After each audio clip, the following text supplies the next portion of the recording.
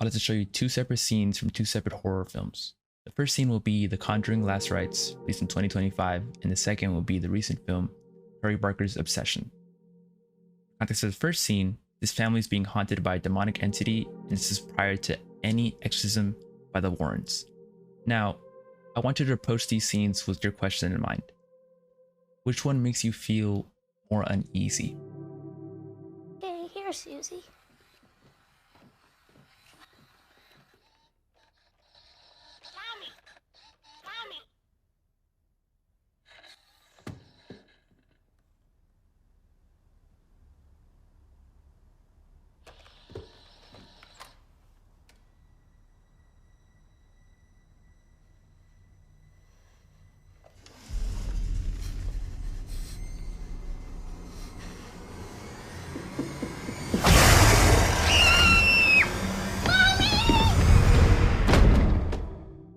Now this next scene is from Curry Barker's recent film, Obsession. For context, this couple's having a nice dinner. The male in this scene is named Baron, Bear for short, and he made a wish to make Nikki, the female in this scene, fall in love with him like crazy, like borderline obsessing over him. So keep that in mind. Bear, I love you so much. I don't think I could live without you.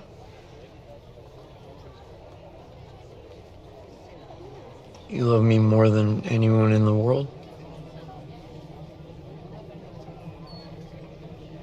Yes, more than anyone. Nikki, Yeah?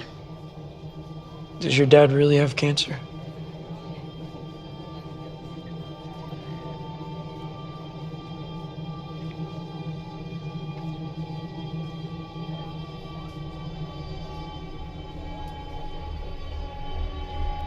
No. No. What? No. Nikki. Don't do that! I thought we were having a nice day. We are. Sit Why down. does it matter? I thought we were having a nice We are. day. We are. It's okay. We are.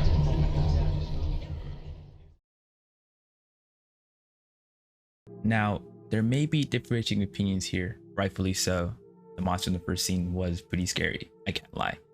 But in my opinion, I believe the second scene works a lot better solely due to one characteristic that I believe has been missing in horror for recent years now, and that's unpredictability.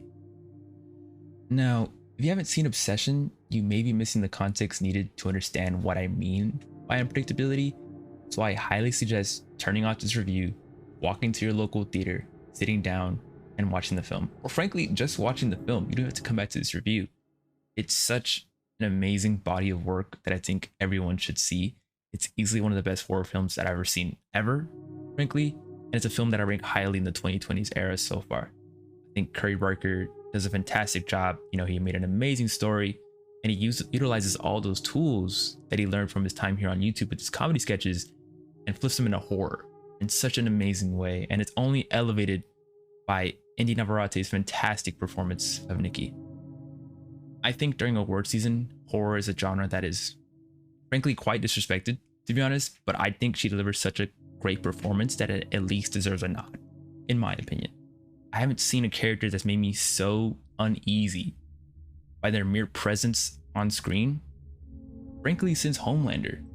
You know, for context, Homelander is a character from The Boys who is the most powerful man in the world, and he has the sort of notion, quote unquote, that he can do whatever he wants.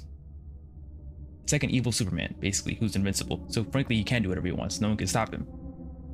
I'm gonna pull up a scene here. For context, Ashley, who is the lady in the suit in this scene, she is recruiting a new member to the Seven, which is a blind man.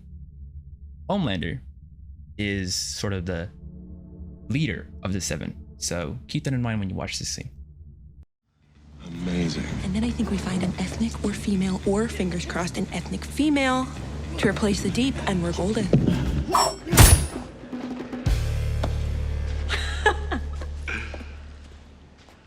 Homelander, wow, you're... It's an honor, sir. Wait. Hold on. You can tell it's me? Wow. That's impressive. Now, you don't need super eyes when you have super ears. Can I just say, that is amazing. And you, my friend, are a true hero. Not because of what you do for a job, but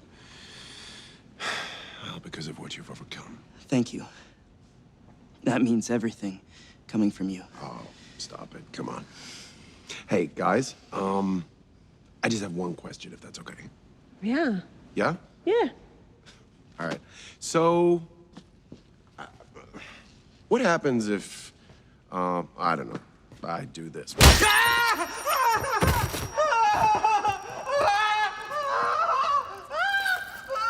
And now you're just another useless fucking blind guy. This must be some kind of a joke. Ashley. This next take may be crazy, but I think, in my opinion, her performance is on par with Javier Bardem's performance in No Country for Old Men. I think his character is horrifying, absolutely horrifying. And Nikki's performance here, although I will admit they're differentiating in a sense where she's sort of over the top, he's more subtle.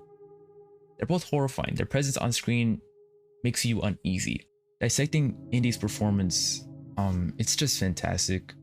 To be quite honest, there's not a lot I could say here, but the way she's able to express so much and explode, go from 0 to 100 really, really quick with just one line, or 100 to 0 really quick with just one line. It's amazing work. You know, one thing that I really, really enjoy in this film is the way that she contorts her face. You know, it's so horrifying. It's so uneasy. It reminds me a lot of like early Jim Carrey, you know, in those comedic roles like The Grinch or The Mask. Like the way he's able to contort his face into different expressions is fantastic. Although they are different ways they contort their face, you know, one's for comedy, one's for horror. They're both fantastic. They both serve different roles, but their face elevates their performance. You know, rightfully so. Actors sort of, their main focus is their face, but you get what I mean. She uses that as a tool to elevate her horror. And it's just amazing, amazing, amazing work. I think it has been such a fantastic year for indie horror, frankly. You know, I believe there's a lot more creativity and sort of boundary pushing when it comes to horror. Because for recent years, horror has become a lot more predictable, in my opinion. You know, when it comes to like recent franchise horror films. I can't really recall any right now other than The Conjuring or Insidious or other films. For example, The Nun, same Conjuring, but it's become too predictable, too easy to read, in my opinion. You know, I have friends who tells me like they can't get scared by horror films because they expect jump scares. They know when the jump scare is coming. And when it comes to this film Obsession, you're always on edge because you never know what's going to happen, right? And I think that's just amazing. Curry Rucker doesn't like using cheap jump scares. He will sort of build you up and either go from like 100 to like 2000 or like 100 way back to 0 and then back to 100 and then back to 0. It's just makes you so anxious and so on your edge that you don't know what's going to happen next.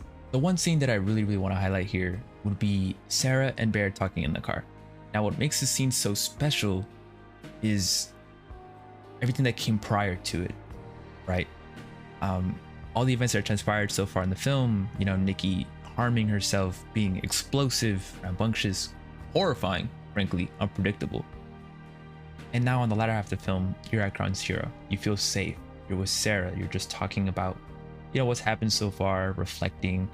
And more importantly, you see a way out with her, right? They're sort of like flirting back and forth.